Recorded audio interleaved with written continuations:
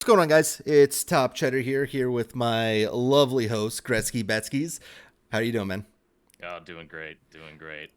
Wanted to welcome everyone on here to what is going to be the first episode, or I guess first video on the Blue Line page. We'll talk about a little bit more in depth and intro, but really what I want to say is me and Gretzkys are thinking hockey 24/7, and even in the off season. We really wanted to have a place where we can, one, have some fun, a couple games, couple quizzes, couple testing our hockey knowledge, as well as just talking NHL. So as breaking news happens, as we get some major trades as are currently being discussed, we'll do some quick videos, throw our aspect on it. And of course, if you know us, there's going to be a betting twist. So as Oh the yeah. season begins, I think we're going to want to go into a couple bets. We'll talk a couple things that we like. So we'll have a couple extra clips and players that we like at that time. But for now, for the off season's predominantly going to be news, free agency, draft, as well as doing team overviews and reviews as we get into that as well. Today, Gretzky, what are we doing today? We got our wild, let's think about the next season and who's going to be making the cup, who's going to be winning it, biggest disappointments for teams, biggest surprises. I mean, like you said, we don't stop thinking about this stuff. So we're going to put our flag posts down and make some wild predictions that are way, way, way too early. But let's see how we do. And you guys will figure this out. Gretzky's already knows this from the time that I had with expected bets for. Love a hot take, so there's Yeah. going to be plenty of hot takes. And you guys could either agree, disagree, flame me for it. It's completely fine. Most of them will probably end up being wrong at the end of the season. Yeah, But we're going to talk through a couple things. Hopefully, assuming everything works, because we've had a million technical issues trying to get this first episode recording. And we'll talk about a little bit later how that saved me from a really bad guess. But we're going to talk through a couple things. First thing, before we get into anything else, I want to recap on the Cup Finals and the Vegas Golden Knights beating the Florida Panthers. I'll let Gretzky kick that off. Kind of give me your thoughts, and then we'll go into the 2024 year. Yeah, so I gotta toot my own horn a little bit here. I was kind of banging the Golden Knights drum, even from last off season. I mean, it's a stacked team. You know, it's not the quote unquote like sexy team with all these new rising players. It's a lot of guys who've been there, who've been to the Cup Finals, who have won cups. Yeah, I mean that team is still got a lot of the original players from the expansion draft. So they're kind of familiar, I guess, in the puck world, household names, even though there's no like true superstar. But man, did they manhandle Florida after Florida kind of surprised the entire hockey world and kind of were able to show their snarl and get through three very difficult teams to get to the cup final. And then they just struggled with, I think, Vegas's size. I think that real rangy big blue line just prevented Florida from being able to play the way they want to play. Mm-hmm. And I, I think it was a great case of the ever ongoing topic of goaltenders. How much do they actually matter? Because Vegas went through about three of them. That was my number one point. Is you had a guy who, like I said, Aiden Hill was always in and around the NHL, but coming up to this season, he was basically a tweener. He was usually your typical like third goalie. He was never a starter. Sometimes was a backup, and then was Yep. usually like that number three. Even on a bad Sharks team, he was like that number two, number three goalie. Yes. And opportunity arose. Logan Thompson went out. Obviously, Robin Lehner, they had a ton of issues coming into the season. They traded for Jonathan Quick, who was kind of like, I guess he was the backup on that team, but they never really trusted him at any point outside of the regular season. And this guy who had never shown this level of play before is just making ridiculous saves. He's making diving paddle saves, some crazy glove saves. And I don't want to say never, but like, seeing that out of him was unreal. And I think we'll pose the question. I think we'll have a video because I feel very strongly about it of like how important is elite goaltending to win series and win Stanley Cups. Yep. Just to give you guys a little heads up, I don't think it's very important anymore. But we'll talk about it a little bit in depth later. I want to make most of this video about 2023, 2024. So again, like I said, you're going to see on screen, we have a couple different categories we're looking for. You should see at least four. Hopefully we get the full six in time, but if we don't, then you'll see at least the team ones, and we'll talk about players a little bit after. As of right now, the only props I believe we really have up are for Stanley Cups and a couple of awards. This won't be much of an award show. The awards are going to come through as like the regular season, the off season comes to an end. We have a little bit more understanding of who's on what team. These are just the super duper early predictions, like as we like to call it. So we're going to go through that, and I'm going to kick it off with you. Okay. Go into both your Stanley Cup finalist, your Stanley Cup winner for 2024, and why. All right. Well, I think it's about time we see Connor McDavid in the finals, and ultimately, I think he is going to be raising it finally. The year after Jack Eichel, who went number 2 in his same draft year, rose the Stanley Cup, I think we're going to see Connor McDavid make it all the way, carry his team, and lift that cup. And I think it's going to be against the Hurricanes. So, Edmonton, let me paint you a picture. Go for it. They were so dominant and still have obviously 2 of the best offensive players in the league, if not the 2 best offensive players in the world, with Draisaitl and McDavid.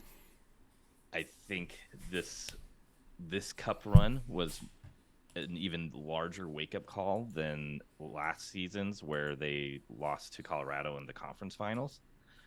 I think that they are seeing more of what they need to make their team look like, when that's getting a little bit bigger in the blue line, that's getting a little bit bigger in the bottom 6, and more importantly, and I know we were just talking about goaltending, but I think they're going to have a better version of Skinner next year, as he's going to have a full year under his belt. I think they are going to trust him, maybe give him the reins, or better yet, who knows, maybe they trade for a better vet, get rid of Campbell's contract, and find a way to bring in a more tested vet who can kind of steal them some games, maybe take a little bit of the load off for Skinner. And I think they're going to make a deep run. I think McDavid's going to be extremely motivated after kind of getting closer and closer to the finals and the Cup finals. I'll give you 2 counterpoints before you tell me who they're beating. Yeah. One, I personally am way too worried about their over-reliance on the power play. I think 5-on-5 McDavid in the playoffs at least wasn't, I don't know, I don't want to say bad, but he has such a high standard to himself where I still think he was a point per game player at 5-on-5, but he wasn't the same level of excellence and brilliance. So I think one of it, they had a very large over-reliance on that power play, in my opinion, which is a worry for me. 2, and I'm looking at their cap friendly right now off screen. They have $5 million to sign about 4 players for their bottom 6 and their bottom 5 D-men. On top of that, Evan Bouchard's an RFA. So he's going to take up a large majority of that. If they can't trade Jack Campbell's contract or like a Kyler Yamamoto, I really don't see where they're going to improve this team. I think they're kind of stuck with some bad contracts with Darnell Nurse, Evander Kane. I'm a little bit worried about the flexibility that team has into really upgrading their team. I have worries about the depth, not really too many worries about that top line. But I think their over-reliance on the power play is going to be tough because they had a historic year on the power play. I don't know if that's going to be able to be replicated. We'll talk about it a little bit later, a little spoiler, but I don't think Ryan Nugent-Hopkins is going to have the year he had last year. Yeah. I'm not a huge fan of this team. I still think they're going to be great, and Connor McDavid could have that, but he just put up 155 points. Is he going to be able to do that again? I'm not sure. But who are they beating? Who's the team get even more disappointed? I think they're going to beat the Carolina Hurricanes. I was going to say I'd love to clap back on that one. The only reason they're not the team I'm saying is because we agreed not to have the same teams. I love that Carolina Hurricanes team. Yep. They made it, to the Eastern Conference Finals this year. They made it to the quarterfinals last year. That team is still so young in a lot of their top positions. You're going to get Svechnikov back, who I think is personally their best forward. You're going to hopefully, if they choose to re-sign Pacioretty, they can get him back. I'm not sure, but if not, they have some flexibility to upgrade at forward if they want to. They still have Natchez, who's gotten better. I think their decor is incredible. Although there's some rumors of Pesci maybe being dealt. I saw that. And then there's all the rumors that D'Angelo's coming back. So one out, one in. Yeah, I mean, those are 2 very different defensemen. One's very good defensively and one's terrible defensively. So that one I'm not going to take too much account into with.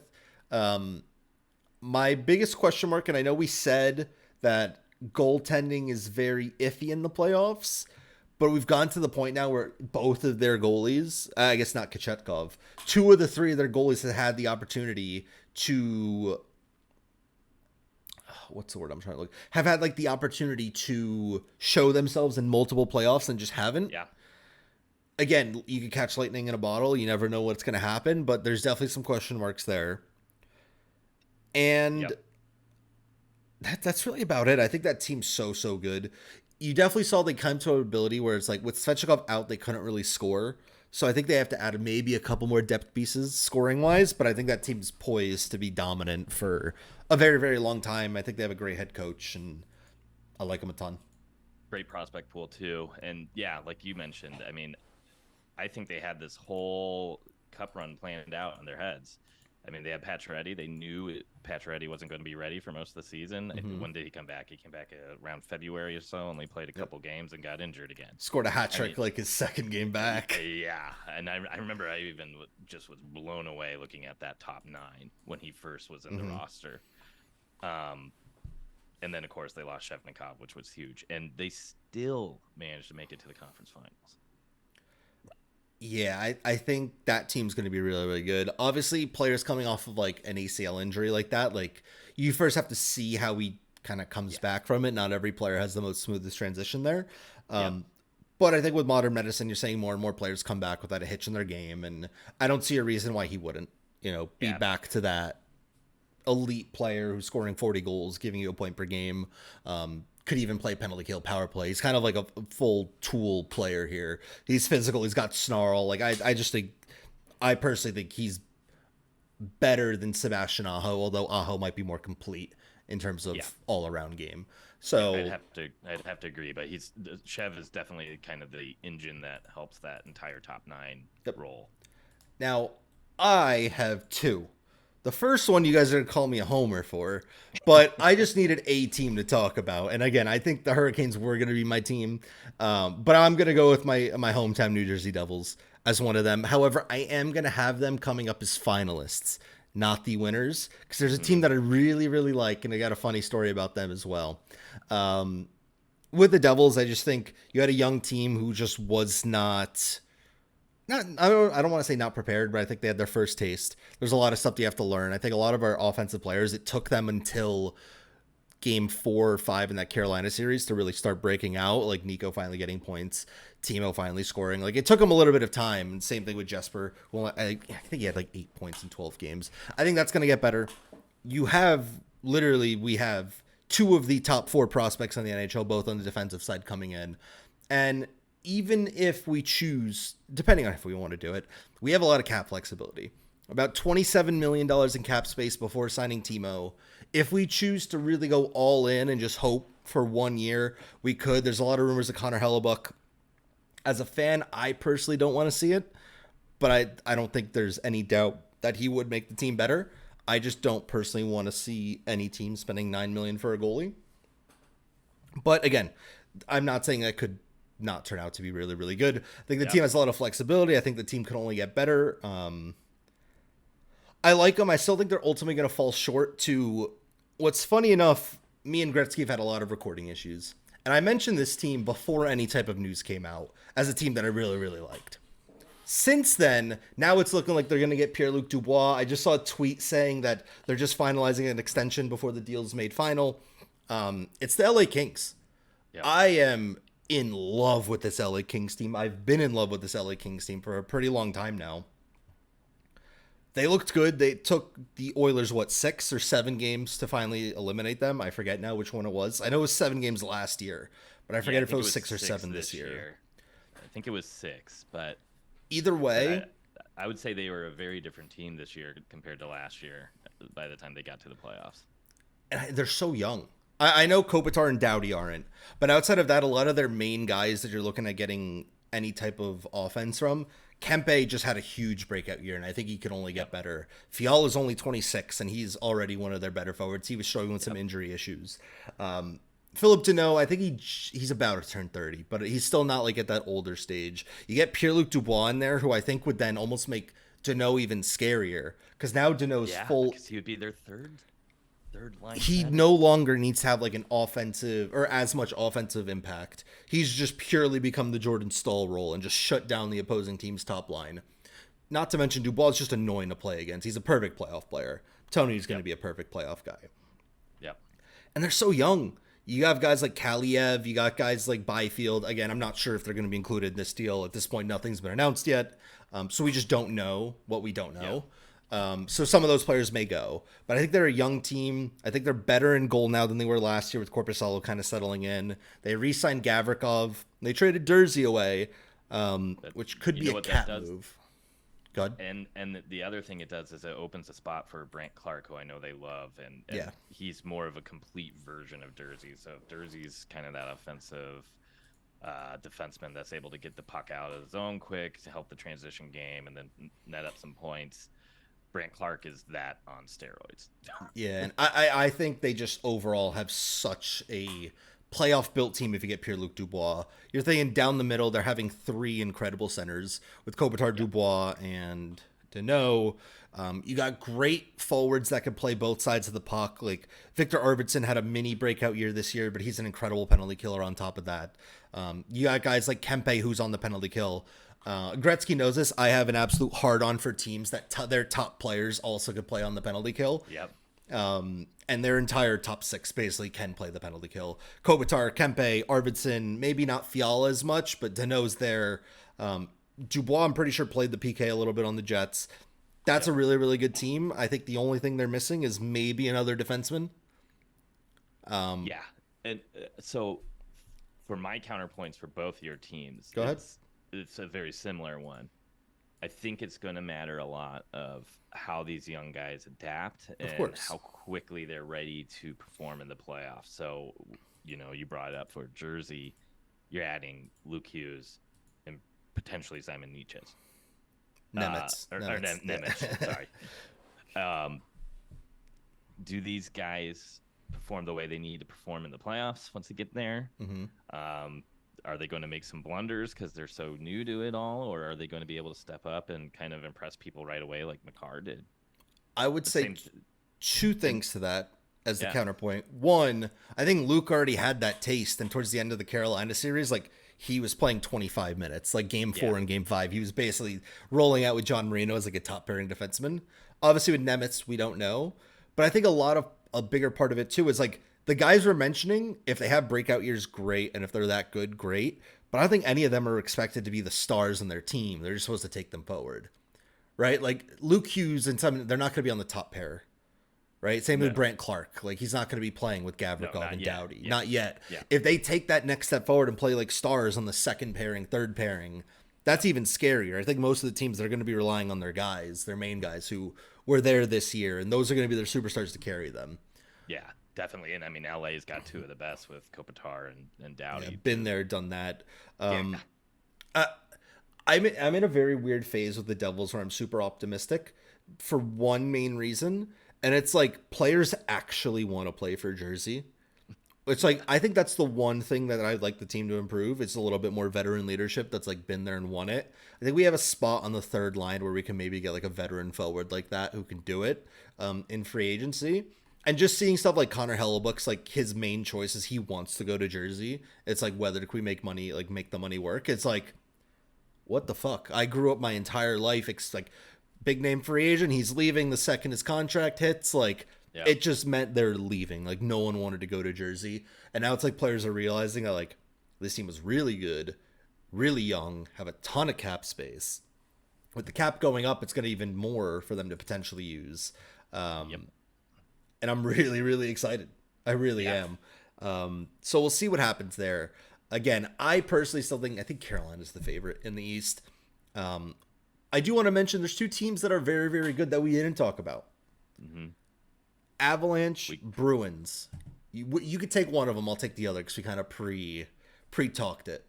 I'm going to do Avalanche because I see them quite a bit more on the West out here, and I feel like I got a better pulse on the Avs than I do Boston because I was so off with my Boston last year. But we're seeing the injury issues build up for Avalanche. And the funny thing is, Jersey to me is very similar to the construction of the Avs a couple years ago, where they're just stacked. They have great prospects coming up. The cap situation is great. Now for the Avalanche, we're getting beyond those years where people were cheap, and they are going to be right up against the cap.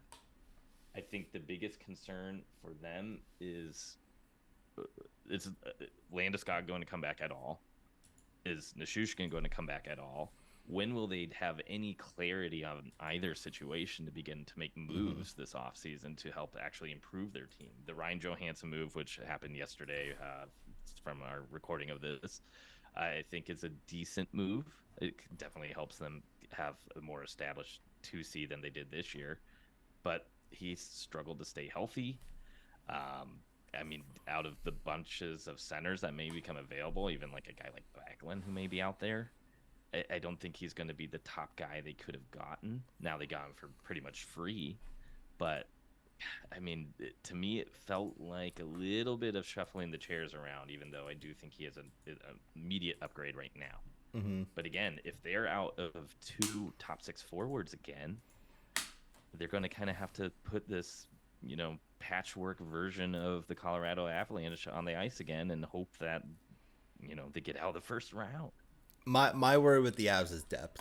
We talked about Johansson, like they're putting a lot of eggs in the basket of this guy who I think he was on like a 40-point pace if he played the full season last year. He's getting older. He's not, and now you're going off. I'm older. I think he's going to be 31 when the season begins, but he's not coming off his best year. Are you expecting to get even better? Yeah, if he's on the top power play, with Rantanen and McKinnon, it might look better. He'll definitely put up more points. Oh, yeah. But they're losing a ton of depth on top of it. Like JT Compher's most likely leaving. I don't know if they're going to be able to afford to keep him. I think I saw that Eric Johnson is leaving on the back end. They can't really afford to keep him. Most likely Evan Rodriguez will leave unless they somehow find a way to make that work. Yep. And with Valeri Nichushkin taking $6.1 million of cap, and they just don't know where they stand with him right now. He's just kind of sitting there as dead cap until if he's coming back or not and whether they can improve their team. I think their saving grace is they have some really good contracts on that team too. Like Arturi Lehkonen only making $4.5 million. Honestly, Mikko Rantanen at only $9 million is like incredible. He's gonna when the contract comes up, and then the best one is Devon Taves for $4 million, and basically probably their second best defenseman, and he would be the best highway robber. He'd be the best defenseman on 90% of teams that he's on. It's just that he's on the Avalanche. So they have that figured out. I think Alexander Georgiev is terrible, but like we said, goalies can get hot. He's young enough to where might be good enough. I just have super question marks about that team's depth right now. Same here. And when you watch them play Seattle in the playoffs, it was pretty much when McKinnon and Rantanen were on the ice, they looked great. And then when they weren't on the ice, they couldn't generate any offense. Yeah. And look, and Makar should be better this year. He should be healthier this year. I think there's probably a lot we don't know about Makar, kind of with all the ups and downs, ins and outs of the lineup, and obviously that doesn't allow you to get into a good groove. Yep. Also, we're completely forgetting about Gabriel Landeskog. Is he coming back healthy? Is he going to add anything to that team? That's a big piece. That's a guy, power play, penalty kill.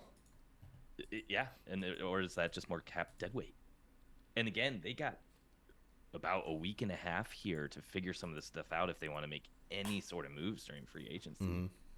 So it's not like they have all summer to figure this out. Yep. I mean, look at overall draft picks. They have a first rounder for every year the next 3 years. Are they going to choose to use them? Or are they going to try to trade? Do they even have the cap space to do it? I just don't know. I don't know. So we'll see what happens there. As of right now, they have 7 with Landeskog under contract, and there's not a lot of cap space to play on. They have $8.5 million to work with. They're going to need to get some cheap deals. They're going to need to get some vets to kind of cup chase to sign better deals with them. I think that's going to be a tough one. The other team's the Boston Bruins that we didn't talk about. The President's Trophy winners who failed in spectacular fashion this year. I feel perfectly fine calling it a failure. When you are the absolute cup favorites and you don't even get out of the first round, I think that's a failure. And you're up 3-1. And you're up 3-1. Yeah. I think a lot of stuff aligned for them this year. You're looking at they're the only team in the NHL that got elite top two centers signed for $3 million combined. They will never, ever get their top two centers combined for $3 million ever again. No. That is basically unheard of and won't happen. If they do come back and they get that same amount, okay, maybe. But then you're relying on two older centers to do that again. Both of them had injury issues plagued throughout the year. Mm-hmm. I think this was a year where their team was stacked. Because they were saving so much money on that, they were able to get in Tyler Bertuzzi, Dmitry Orlov, Garnet Hathaway on fractions of the cost, to where they're having some teams' second lines on their fourth line. They're having these incredible defensemen on their third pairing who are good enough to be in their top pair. Now this year, Hampus Lindholm extension comes into effect. The Pasternak extension literally doubles his salary. He was going on around $6 million, I'm pretty sure, and his old contract. It's now bumped in, and I think it's like 11. Yes, and on top of it, I mean, he was playing for the contract last year. I mean, I expect him to be elite regardless. I want to see.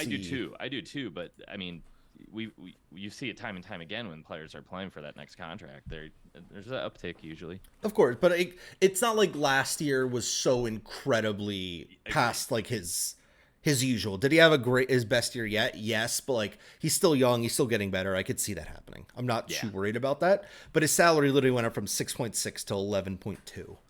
Wow. You're losing a lot of flexibility there to improve your team. Again, Lindholm just got his new contract coming. You're losing some flexibility there. They're going to have to move Charlie Coyle's bad contract. I don't think there's a way they're really going to be able to make stuff work without it. And again, you might be losing Bergeron. You might be losing Krejci, Bertuzzi. Orlov's probably almost most likely gone. They just can't afford to keep these guys right now, which is their biggest worry. I bet they keep one of Bertuzzi or Orlov. And I think you're right. They have to get rid of Coyle. So let's just say they keep Orlov, right? Mm-hmm. You don't keep Bertuzzi, then you probably have to get rid of Coyle, who's it's still a very effective player and it is a great third line forward who can PK, who can kind of play. He just has a terrible contract. Game. He just has a bad contract, yeah. So, I mean, they have some deals. They have some players they can move, like Grzelcyk, Forbert, and Riley all make more than $3 million. Carlo makes more than $4 million. Like they at least have some flexibility that they can get out of these guys with 1-year deals that they wouldn't have to give up too much. I saw some rumors of maybe DeBrusk being traded to get rid of that $4 million contract. I don't think that's the right move. I don't either. You know, to put my little insider hat on, and by insider hat I mean reading HF boards too much. Okay, good. There's talks of that Ullmark might be moved. I mean, it would make sense. He's a $5 million contract. Their problem is they need to figure out the cap now. Because, again, you lost the ability to have those $3 million top line centers. Exactly. You're getting all these guys' extensions come in. Like, it's tough. And usually that's, like, why that year was so big for them and then why they went all in is because they kind of realized, like, this was it. And now it's going to be in a tougher place for them. So we'll see what happens. I'm trying to think. I don't think they're... Good. Like miss the playoffs bad. No, I agree. Another first round exit. Wouldn't surprise me at all. Yeah, I think another one is I think a bit of a sting to Boston are just seeing Jim Montgomery. Yeah, win it the first year they kick him to the curb. Clearly, I think everyone always saw he was a really, really good coach. Just it didn't work out for them in Boston, and then it's like the first place he goes, and it's like. And he's talking about doing a repeat over there now. I mean, I think they're in a good spot. I think that West is wide open, personally. Wide open. I did too, a little bit. And I definitely think some of the big moves that we see next weekend will kind of help shape it a little bit. Yep. Ullmark to Edmonton could be really interesting if they can swing it. But I've seen him tied to LA too. So, I mean, if he goes to one of those two teams. Yeah. Dude, I keep refreshing my Twitter just waiting for one of these trades between St. Louis, Florida, or Philly, or just the Pierre-Luc Dubois trade to like go through. As we were talking, Adin Hill has signed a 2-year contract extension, by the way. That just kind of went through. Much? Elliot Friedman said 4.9, but I don't know if that's AAV or... I bet you that's AAV. So that would be what, 2.45? 10 million? Oh, you're saying the 4.9 is not AAV. You're saying it's total contract value. I'm sorry, yeah, total contract. Yes, sorry. Okay. So, I mean, either way, we'll talk about it. Let's go through into the biggest surprise team. So, we're going to go with two here. You could start it off. I'm Sure. going to go into, I'll go afterwards. But we each have two teams. We try to make sure we don't have the same one as well. As to teams that are going to surprise everyone that kind of aren't expected to. Yeah, and I'm going right to the Vancouver Canucks because they got some great talent on that team when Quinn Hughes, Elias Pettersson. I mean, even JT Miller, you can say what you want about that contract, but he's still a very valuable player in this league. They got some prospects that are probably going to be kind of knocking at the door, and they cut that behemoth of a OEL contract out, so they got room to start kind of redefining that blue line. And again, there's a lot of teams that are just right up to the cap right now. They may be able to find some gems, kind of like the way the Avs were able to just kind of pry Tays out of the Islanders. They may be able to do something similar. So I think they were kind of in a weird spot last season. I don't think that was really the team that they were building up. And, they had a coaching change mid-season. They had goaltender issues all season, and now, with a little bit more stability, maybe Demko really starts to kind of come out as a top goalie in the league. I think they got a nice chance to sneak into the playoffs here. So this is where we were talking about the funny story, because we tried recording Yep. this about 3-4 days ago. And the team I'd originally said was the Calgary Flames. Literally the very next day, Elliot Friedman's out here dunking on me. Like, Noah Hannafin wants to leave. Tyler Toffoli wants to leave. Elias Lindholm wants to leave. So they're no longer going to be the biggest surprise, seeing as they're going to probably lose a ton of players. I'm going to pivot to a team that was right next to them in the standings.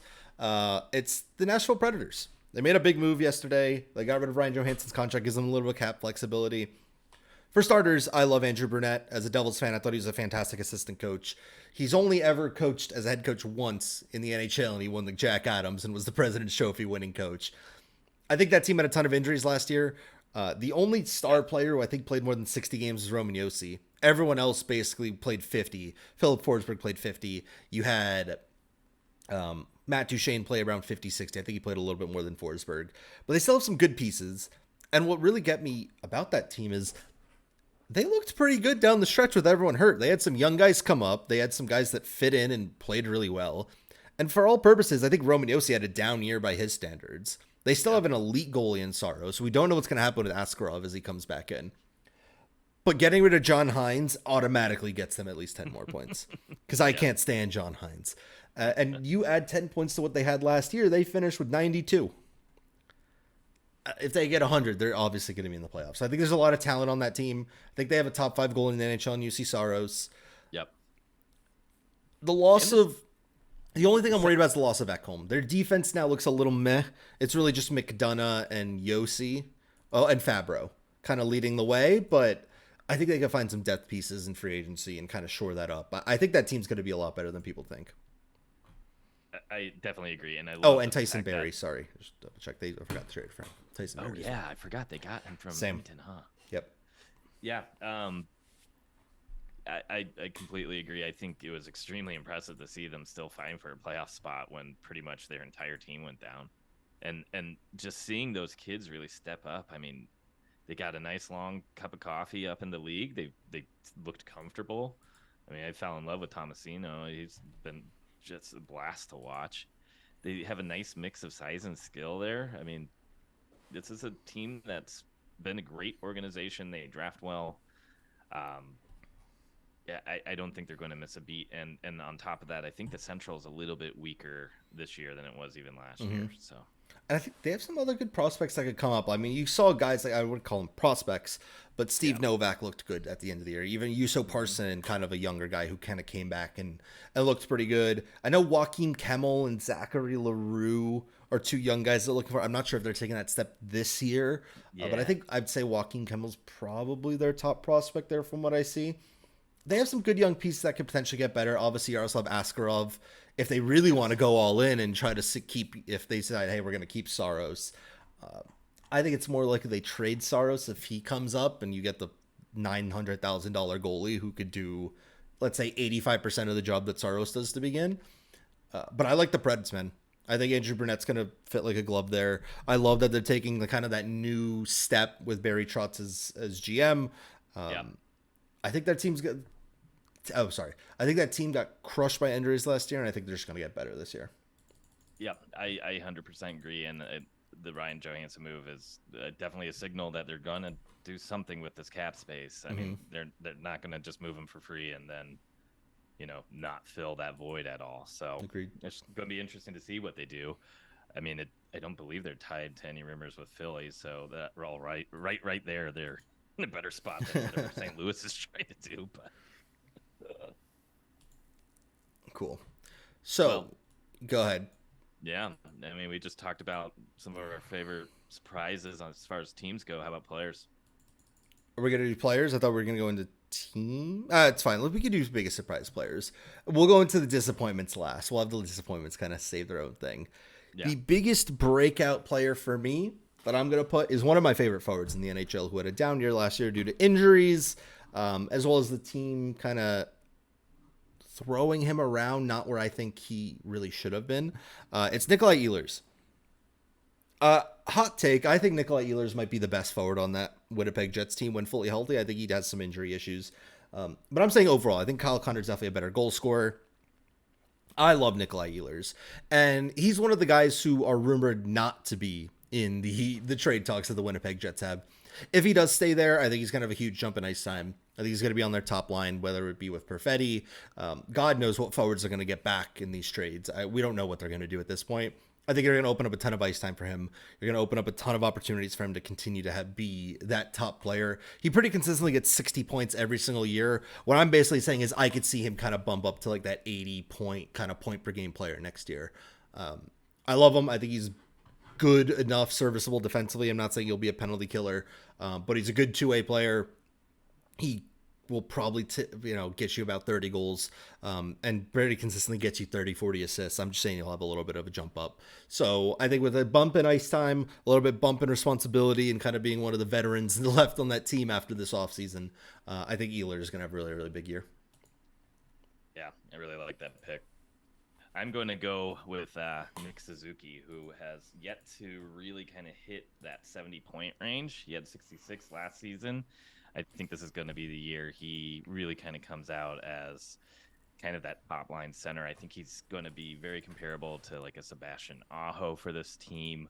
Hopefully we have a healthy Cole Caulfield on his right wing all season.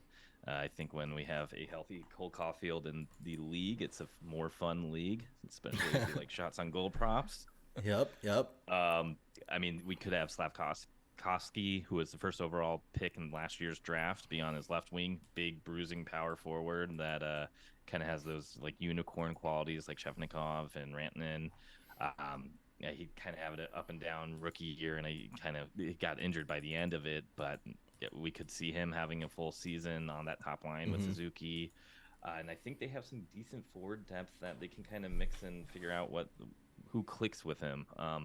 But I think Canadians are going to start kind of climbing up the ranks as far as the rebuilding teams that are going to start getting better. I think they're probably going to be the top one out of maybe like them, Ducks. I guess Coyotes are even starting to try to pull out of outright tanking to getting more in that rebuilding zone. And I think Suzuki's going to be a big piece of that. Yeah, I like the way they're trending. I don't think their team's going to necessarily be very good this year. But if you have a full year of Cole Caulfield there, I think he would have easily gone to like 75, 80 points this year. And he's just a fantastic player. He's captain of that team for a reason, and I expect them to just continuously get better and better. I'll let you go into the first disappointment now. Who's your most disappointing team going into next year? Oh, man. I feel like I got burned by this team so many times this season. I've been on plenty of shows where I'm just talking about how they weren't going to win games in the playoffs, how they snuck in and they're just going to get rolled by a certain team that we talked about earlier. But my biggest disappointment here, I think, is going to be the Kraken. I think we saw the Cinderella run. I know they have a lot of great depth. I mean, again, they're kind of an entire top 12 forwards are all second or third line forwards. but I think ultimately this is gonna kind of run its course a little bit. I mean, I don't know how they managed to win as many games as they did with the goaltending they had. I don't. I just don't see McCann being he had 35, or was he a 40 goal scorer this season? He got injured where I think he might have just missed. Like 40. So he finished. You know, he finished with 40 on the dot. Wow. Yes, I just don't see that happening again. And prove me wrong, because this was such a good story. Went from a very kind of boring team to watch their first season to a pretty fun one, but I just don't see it again. For me, my biggest worry is just like, where is that like star factor going to come in, right? Matty Beniers had a great year. He's going to have to continue to be that number one center. I think the X factor for them is like, is Shane Wright going to play like the X projected number one overall pick? And could he be a top line center there as well? Vince Dunn needs a new contract. I think he's probably secured himself as a top line defenseman at this point. Yeah. Or at least a very good defenseman. But you just look at their roster and it's a ton of guys you said are second and third liners who are bumped up. I don't like their goaltending. I think they might have had a flash in the pan year last year. Yep. I don't know. It's a tough team because I think, again, that West is so wide open. I think there's a lot of really bad teams in the West that will then kind of help propel them stay in that race. But I could see them missing out as well. I don't think they'll be a 100-point team again next year. No. Prove me wrong, Kraken. Prove me wrong. But I actually agree with you on that one. Mine is actually going to be a team that missed the playoffs last year. But from everything I've been reading, kind of people are expecting them to kind of be the team to go back in and be one of those teams competing in the East. It's the Pittsburgh Penguins. Obviously, just announced Kyle Dubas about a week ago or 2 weeks ago now is the GM. And I talked to Gretzky about this, but there's just, I don't care how good of a GM that Kyle Dubas is, and I think eventually he'll build that team into being a fantastic team like he did with Toronto. There is no flexibility on this current team to improve them. They just signed Rickard Rakell, Jake Gensel, Brian Russ, Chris Letang to long-term extensions, all of which have no move or no trade clauses, so they're not going anywhere. Yep. Jeff Petrie makes $6.3 million. He has a full no trade.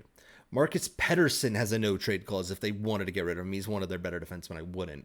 They just picked up Mikael Granlund, who has $5 million for the next 3 years, who's not very good. He doesn't have a no trade. They might be able to get out of that deal, but they just got him, and I think they gave up a second-round pick for him.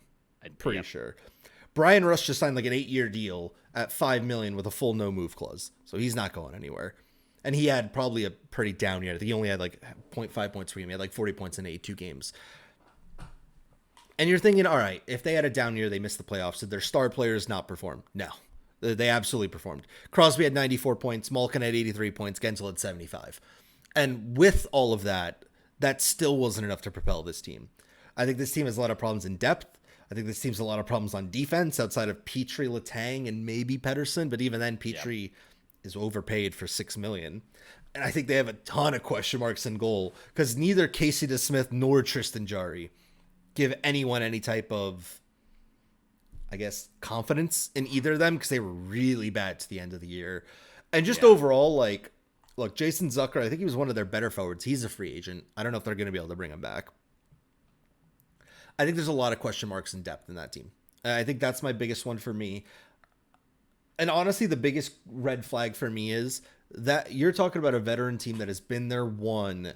All they needed to do was beat the Chicago Blackhawks at home in the last game of the season. And you're in. Yep. And this Florida magical run is just never heard of. Oh, and they couldn't beat the Blackhawks at home. I think this is a team that's on the down. I think it's more likely that Crosby and Malkin don't replicate that year than have the same amount of ridiculousness. And don't get me wrong, they're two of the generation's best players, but father times undefeated? Yeah. Eventually they're going to get worse. Yep. More likely than they're going to have a breakout year at age 37 and 36. I just don't like the makeup of that team, and I think Kyle Dubas has a lot of work ahead of him. Yeah, and I mean, this is a team that's traded their first-round picks year over year to go all in, and I mean... And I'll just say one thing, I do stand corrected. Gensel has not signed a new contract yet. Sorry, it was Rakell, Rust, Letang, and Malkin last year who signed deals. It wasn't Gensel. I just looked at the cap friendly. He's up for contract at the end of next year. He's up for a contract. The other thing with the Penguins are those three rebuilding teams that are knocking at the door right behind them. Ottawa, Detroit Red Wings, and Buffalo Sabres. You can probably put them in a can, shake it up, and try to pick which one you think is going to be the best out of those three next season. I think Ottawa's obviously been pushing more of their chips forward to go all in. I mean, they may be just a goaltender away. I don't know what's going to happen with the Brincat, though. Detroit probably needs a little bit more work, but I mean, Yzerman was aggressive last offseason. Let's see what he does this year. So yeah, I mean, there's you got to think Pittsburgh's going to lose some points to some of these other up and coming teams. Capitals are always kind of in the fight. You say all of that. Above them. You're like, all these teams kind of up. You know damn well the Islanders are coming out with that 8th spot. Once again, Sorokin's willing them to the 8th spot, and that'll be it. Yep. I actually do think the Capitals can surprise a little bit as well. I think the Capitals are going to be better than people expect, personally. But that's really about it on that end. Yeah. We were talking about this when we were trying to do our initial recording of this episode, but I started thinking about more because I was a little bit more down on them. But John Carlson was out for most of the season. The addition of Sandin was nice. I think missing Orlov's going to hurt, but I think they had a ton of injuries. Like at last year, like Strome was out for periods. I think Mantha was out for periods. Obviously, Backstrom has a lot of issues.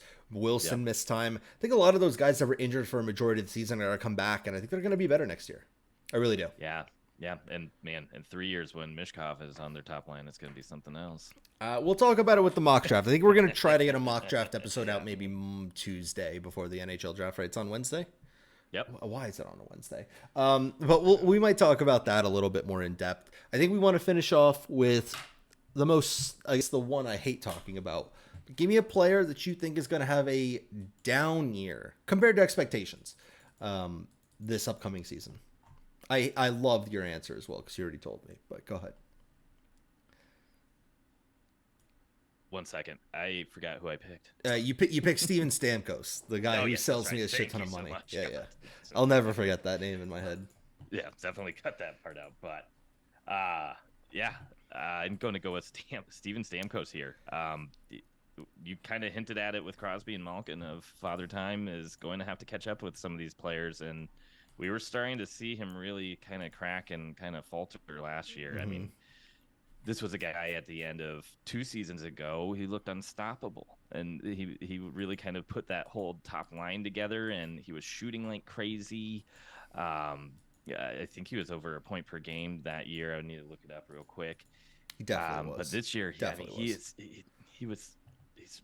really took a step back this year, and I think it's going to be an even larger step back next year too. I think it could be to the point where he's demoted to maybe third line and playing the power play when I don't know about that. That's a crazy take. It's super spicy. It's super hot out here, so maybe that's why I'm reaching with that one a little bit. But he finished 23rd in the NHL in points last year. It's not like he was terrible. True, but I mean, how much is that of being supplemented by Point and Kucherov? I feel like for a majority of the season, he didn't play with them. I feel like he was on the second line with like, who's that? Sorelli and like Nick Paul or Brandon Hagel. Yeah. I know on the power play, obviously, don't get me wrong. On the power play, there's a lot of it. Half of his points were power play. He had 50 power play points and 84 points overall. So you could say that. Actually, no, sorry. He only had 34 power play points. Sorry, I was looking at the wrong one. It was backwards.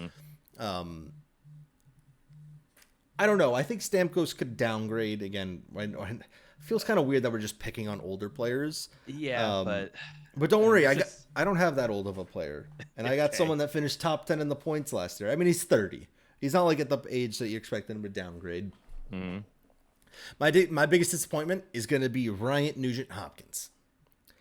Part of it is because I don't think the entire Edmonton Oilers team is just going to pop off for as many points as they did last year. I think they all had historic level numbers that it's going to be tough to really replicate for them. I think my biggest one for him is that power play is not going to be at a historic level. At least I don't think so, right? Usually when a team's that good, it's kind of like a 1-year thing. It'll go back. I'm not saying he's going to downgrade to being a fucking 40-point player, But I could see him drop back to like a 70, 60 point guy on the second line doing, a good job, but nothing crazy. Before last year, he had never broken 68 points. That was his max he ever had. He had a 40-point jump. That was by about 5% his highest shooting percentage ever. His shooting percentage was at 19% last year. He scored 37 goals last year. He had never broken 30 before last year. I think he had a lot of shit go right. It helps when you're on the best power play in the NHL, and I'm sure he had a ton of power play points. I'm looking at it right here. 53 of half of his points are on the power play. Wow. I don't think that's sustainable for a long term, having half of your points come up on the power play. And yeah, that's kind of where I'm going to settle with Ryan Nugent-Hopkins being my it might not be the biggest disappointment, but at least in terms of compared to what he had this last year, I don't think he's putting up 100 points. I don't think he's putting up 90. I'll even say I don't think he's going to be a point per game player this year. Yeah, I completely agree unless they add a forward like Konechny, who they're kind of rumored to be talking about to kind of help bolster that second line. But yeah, I completely agree. I never realized he hadn't hit at least 70 points before. So we're talking about a 40-point jump. Yep. That's wild. So yeah, I could see, hey, maybe him and Stamkos have the same amount of points next year in the low 60s. We'll see what happens there. But that, I believe, unless there's something else you want to touch on, is going to be the end of this first episode. We have a lot of stuff planned.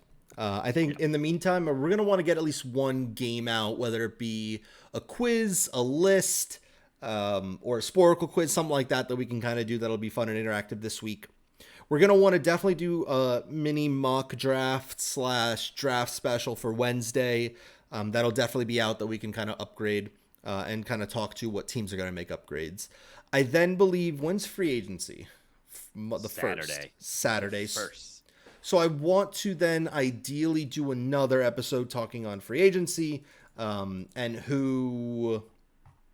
where do we think the top guys are going to end up? Which teams do we think are going to make the biggest moves? That sort of thing. And then we're going to have the entire offseason to talk about every single team, the state of the union, what they did last year, what they did in the offseason, and how we think they're both this upcoming year and future years coming up. We're going to have an episode on every single team, so don't worry about that. Anything else you want to top off or to kind of talk about before we end this? No, I'm excited. I think we're going to have some awesome content. We definitely want feedback. Let us know things that you'd love to hear us talk about, things that it's burning on your mind as far as predictions or even just like general topics like we mentioned before. How much do you need an elite goalie or something that we're kind of talking about is maybe what the new style of blue lines are going to look like. Are we going to see everybody copycat Vegas, or are people going to still want to have kind of those more quick offensive guys? So things like that. We'll be sprinkling episodes all summer, so be ready for it. Yep. Really excited. Thank you so much, guys, for listening. As always, if you guys do have any comments, ideas for videos, anything like that you want to see, either hit the Twitter at the Blue Line NHL or just post it in the comments below. We'll be kind of checking those and kind of taking ideas as time goes on. And one more thing I forgot to mention, obviously, as big breaking news happens throughout, whether it be trades, whatnot, we'll be doing videos on those as well. So those are kind of more sporadic, not on any type of schedule. But as they happen, if big moves happen, we'll make sure to kind of do some videos talking about those as well. Thank you so much for guys tuning in. Thank you for listening and for kind of going through some of the struggles with us here as we're trying to figure out the technical difficulties that we've had. But I appreciate you guys so much, and we'll catch you guys very, very soon. See you guys. See ya.